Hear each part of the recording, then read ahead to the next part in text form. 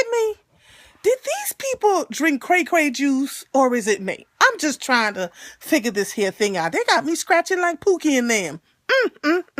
What a show. Okay, so we started with the people debriefing with the president again about Olivia. And the sister, bless her heart, was telling Fitz that all these bad things can happen because, Olivia's known too many secrets, and it's going to be a problem, and it could take down this nation and that nation, and they only have a 30% chance of getting Olivia out anyway, and they're thinking they should neutralize her. And the sister's sitting there going, well, he can't do anything but say, okay.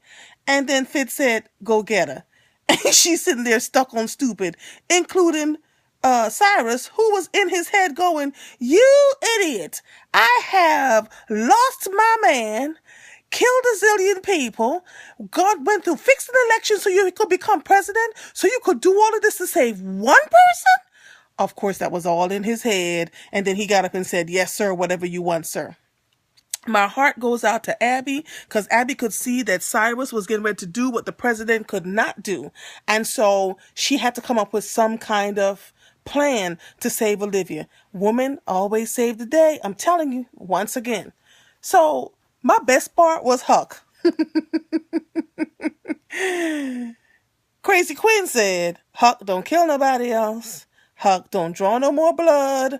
Huck, you can't do this, Huck. And Huck said, okay, I won't draw any more blood. And I'm looking at Quinn and I'm thinking to myself, okay, Quinn, you know there's a zillion things that Huck can do that won't draw blood but can cause a problem, right? And sure enough, Elizabeth comes to him and says, I want Andrew to pay. Andrew, who told Mellie, who is looking mighty fine in her little dresses these days. Mellie just pouncing around the White House like she owned everything. Told Mellie that if she thinks he's not going to become president, neither is she, because he's going to whisper into reporters' ear all the things that she loved to do and the noises that she make and how, oh my Lord, just disgraceful and disgustipated. Who sleeps and tell? Ew. Anyway, so when Elizabeth went to Huck and was like, can you make him pay? And Huck was like, I'm not drawing any more blood. I done made some promises. Then Huck thought about this here thing and said, all right, I got a couple of tools over here I could use and it won't be so, I won't draw any blood. And sure enough, let me tell y'all something. There are things worse than death. Can you imagine being trapped in your brain and paralyzed? Whatever he poured into that man's neck from that needle made me start scratching like, ooh, ooh, ooh. And so he'll never be anything. He can't be vice president, can't be in the White House. He's going to spend the rest of his days as a vegetable locked in his head. Are you in that body that he can't move? That's insane. So as they were going on with all these negotiations for a living, I'm like, is this going to end? It's getting old and tired now. And sure enough, what's this child's name? Stephen. Now, I don't consider myself a full gladiator because I can hardly keep up with Shonda Rhimes on a good day. But that was a stretch going all the way back to season one. Stephen one. Who knew that? Except the real gladiators out here. I certainly didn't. And I was disgustipated. So I guess Stephen is the one that's going to replace Harrison. I'm going to need somebody cuter, taller, and hunkier. Thank you very much. Appreciate you. Papa Pope.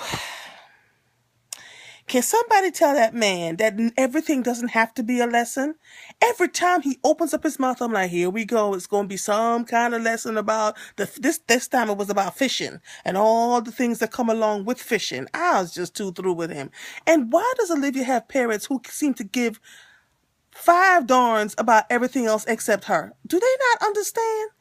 So Stephen comes and gets her. I guess Papa Pope didn't have anything to do with it. And I could see that Abby, redheaded Abby, was the one that got Stephen in there to bid on Olivia and get her out of there.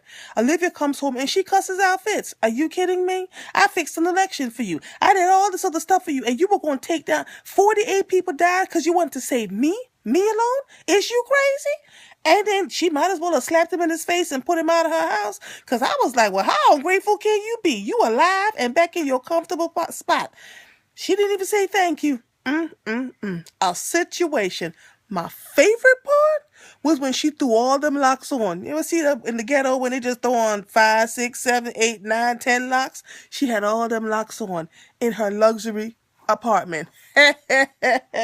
Well, child, Olivia's back home. She's done her debriefing. Let's see what comes out of this, shall we? It needs to pick up because I'm just too through. Too through. Good night, love bugs.